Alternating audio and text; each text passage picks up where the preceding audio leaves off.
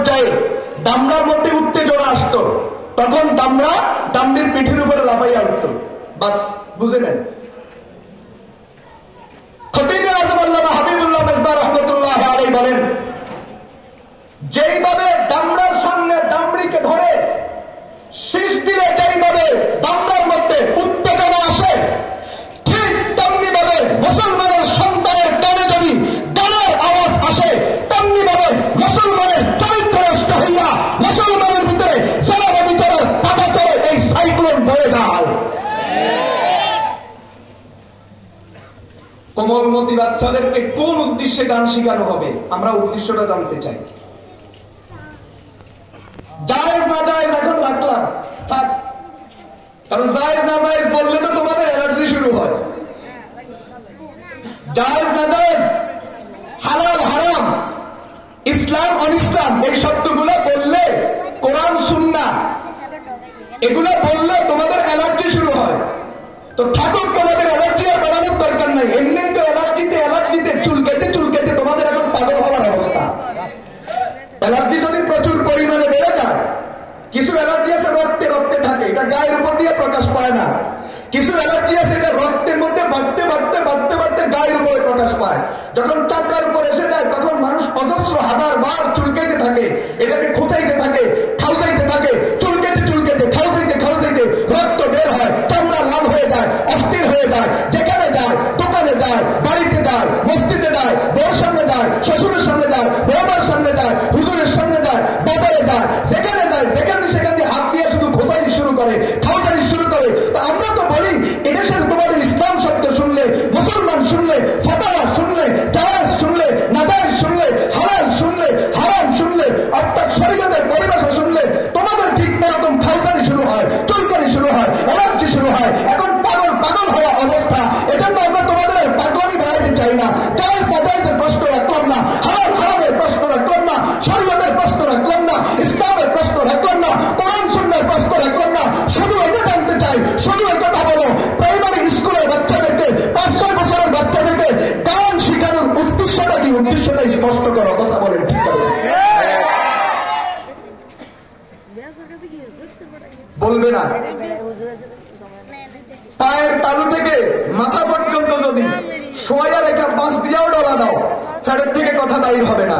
আমরা জানি আসল কথা হলো এদেশের মুসলমানের সন্তানদেরকে অঙ্কুরেই, শুরুতেই, ফাউন্ডেশন থেকেই তাদেরকে বেঈমান, নাস্তিক বানানো, এক একটাকে ইহুদি নাসারার গোলাম বানানো। কথা বলেন, ঠিক তবে ঠিক?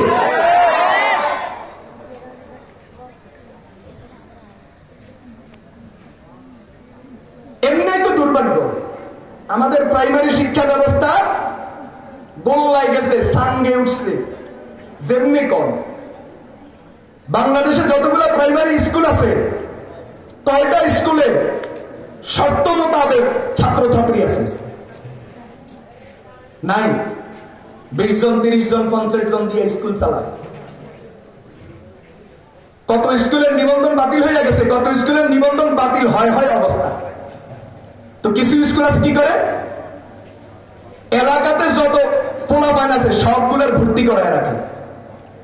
বুঝছেন নি কথা? এটা বাস্তবতা বলতেছি, বানাইয়া না। এলাকাতে যত, ধরেন এই নরোত্তমপুর মাদ্রাসা এলাকাতে ধরেন মুসলমানের ছেলে মেয়ে আছে ধরেন 500, এ সবগুলা রেজিস্টার খাতায় নাম তুলে রাখছে,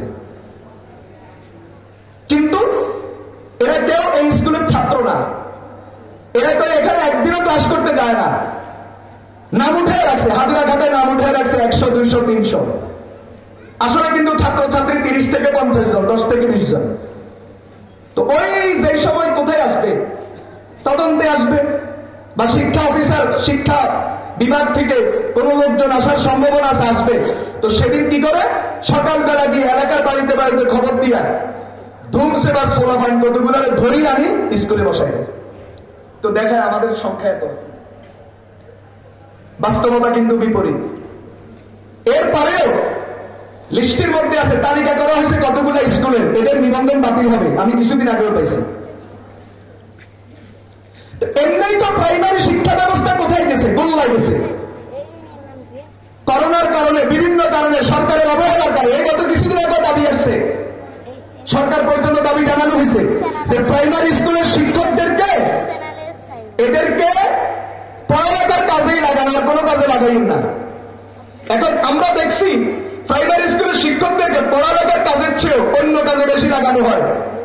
আদমশুমারি করো, ভোটার লিস্টি করো, কথা কয় না, মোরগ হাঁস গণো, মুরগের টিকা বিতরণ করো, বাচ্চাদের টিকা দাও। অর্থাৎ আমি কয়টার উদাহরণ দিতাম, সব তো আমার জানাও নাই। তো ওরা বলতেছে প্রাইমারি স্কুলের শিক্ষকদেরকে দিয়া এরকম শত শত হাজার হাজার কাজ করানো হয়। তো ওই বেচারারা ওই কাজ করতে করতে ওগুলা নিয়ে ধরতে ধরতে বাচ্চাদেরকে টিচিং দেওয়ার, শিক্ষা দেওয়ার, পড়ানোর, সিলেবাস শেষ করার এবং বাচ্চাদেরকে শিক্ষিত রূপে গড়ে তোলার এই সময়টুকু তাদের হাতে নাই। আর তাছাড়া সপ্তাহে যদি 2 দিন 3 দিন 4 দিন, মাসে যদি 5 দিন 7 দিন যদি আকামে যদি ধরতে থাকে, তখন আর পড়ানোর মেজাজও থাকে না, পড়ানোর মানসিকতাও থাকে না। কথা বলেন ঠিক না ঠিক? এইভাবে করে করে প্রাইমারি শিক্ষা গোল্লায় গেছে। আর বাকি যেটা আছে নিবু নিবু অবস্থা, এটাও এখন গোল্লায় যাওয়ার জন্য সরকারের আয়োজন করতেছে। আমরা পরিষ্কার বলি, প্রাইমারি শিক্ষার মধ্যে গানের শিক্ষক নিয়োগ দেওয়া, বাচ্চাদেরকে গানের ট্রেনিং দেওয়া, বাচ্চাদেরকে গান শিখানো, এটার দ্বারা প্রাইমারি স্কুলের ছাত্র ছাত্রীর সংখ্যা বাড়বে না, প্রাইমারি শিক্ষার মান বাড়বে না, বরং যেটা আছে এটার থেকে বাকি তলারিতে গিয়ে ঠেকবে। আমরা পরিষ্কার বলি, তোমাদের এই অবহেলার কারণে, যদিও এটা আমাদের জন্য ভালো হয়েছে, আমাদের জন্য সুবিধা হয়েছে, তথাপিও আমরা তোমাদের জন্য আফসোস করি। তোমাদের এই অবহেলার কারণে আজকে প্রাইমারি স্কুলের ছাত্র ছাত্রী কমতেছে, পাশাপাশি নুরানি মাদ্রাসায় ছাত্র ছাত্রী ওই পরিমাণ বাড়ে, জায়গা দেওয়া যায় না। এটা একবারে শুধু বাংলাদেশের মানুষদের ধর্ম কর্মের প্রতি টান বাড়ছে এই কারণে না। নুরানি মাদ্রাসায় ছাত্রছাত্রীর সংখ্যা বাড়ছে, এটা শুধু কারণ এটা না যে এদেশের মানুষ ধার্মিক, ধর্ম কর্মের প্রতি এদেশের মানুষের আগ্রহ বেশি। মূল কারণ শুধু এটা না, বরং এটা কারো কারো ব্যাপারে আছে, অধিকাংশের ব্যাপারেই এটা যে প্রাইমারিতে তো পড়ালেখায় নাই। প্রাইমারিতে পোলাপান সারাদিন করে কি? খেলাধুলা, পিটি, ফুটবল, ক্রিকেট, দৌড়াদৌড়ি, এটা ঝাড়ু দাও, ওটা ঝাড়ু দাও, চা আনো, পরিষ্কার করো, ম্যাডাম বাসে বাচ্চা নিয়ে আসে, বাচ্চা কোলে নাও, বাচ্চাগুলোকে পালো, একজন একজনের মাথায় শীতা দাও, বাস এই হলো কাজ, নাই কোনো পড়ালেখা। তো এখন মানুষ চিন্তা করে তার বিপরীতে নুরানি মাদ্রাসায় সকাল 8:30 থেকে শুরু, জোহর পর্যন্ত, কোন কোন মাদ্রাসায় 4টা পর্যন্ত শিক্ষকরা অক্লান্ত পরিশ্রম, একবারে প্রত্যেকটা মিনিট হিসাব করে করে টিচিং দেয়, শিক্ষা দেয়, আরবিও শিখায়, হাদিস মাসলাও শিখায়, জরুরি কিন্তু মাসলা মাসাইলও শিখায়, কোরআনও বিশুদ্ধ তেলাওয়াতের ব্যবস্থা আছে, সাথে সাথে ক্লাস 3 পর্যন্ত অথবা ক্লাস 4 পর্যন্ত জাগতিক শিক্ষার ব্যবস্থাও আছে, জাগতিক সিলেবাসও আছে। তাদের দুটার এক অপূর্ব সমন্বয়, একদিকে আখিরাত, আরেকদিকে দুনিয়া, একদিকে আরবিক শিক্ষা, আরেকদিকে জাগতিক শিক্ষা। এজন্য আমরা পরিষ্কার বলতে পারি, আমাদের কওমি মাদ্রাসার, আমাদের নুরানি মাদ্রাসার যে কোনো ছেলে 3টা বছর যদি ঠিক মতো পড়ে, অনায়াসে ওই ছেলে প্রাইমারি স্কুলে গিয়া ক্লাস 4 বা 5-এ ভর্তি হতে পারে, কোনো সমস্যা নাই। কারণ তাদের বাচ্চারা ক্লাস 5 পর্যন্ত গিয়ে যা শিখে, আমাদের নুরানি মাদ্রাসার বাচ্চারা মাত্র 3 বছরে ক্লাস 3 পর্যন্ত তার চেয়ে কয়েক গুণ বেশি শিখে। এটা বাস্তবতা। এখন মানুষ চিন্তা করে থাক দরকার কি, ওনারা মাস্টার বানাবো, ইঞ্জিনিয়ার, ডক্টর বানাবো পরে, আগে ফাউন্ডেশন ঠিক করে যাবে। ফাউন্ডেশন ঠিক করার জন্য এদেশের মুসলমান দেখছে নুরানি মাদ্রাসা সমাজিকল করে, কথা কয় না? মন্দ কি? 3 বছরে আমারটাও ঠিক রইলো, আমি ঠিক ডাক্তার বানাবো, তো আমার এবিসিডিও ঠিক রইলো, আমার জেনারেল শিক্ষা ঠিক রইলো, অতিরিক্ত আমি আরবিক শিক্ষাটাও পেয়ে গেলাম। ফোলাটা অন্তত বিশুদ্ধ তেলাওয়াত শিখলো, নামাজ রোজা শিখলো, আমার মরার পরে অন্তত কবর ভাষা সূরা ফাতিহা পড়ার ব্যবস্থা হলো। ডবল লাভ, কি লাভ? এজন্য স্কুলে, প্রাইমারি স্কুলে বিস্কুট দেয়, চকলেট দেয়, এখান দিয়েও ফলাফল নিতে পারে না। কারণ এই দেশের মানুষ এখন বিস্কুট খাইয়ে আর ফলাফল ফলাইতে রাজি না। আমরা পরিষ্কার বলি, প্রাইমারির এই সিস্টেম সরকার পরিবর্তন করা দরকার।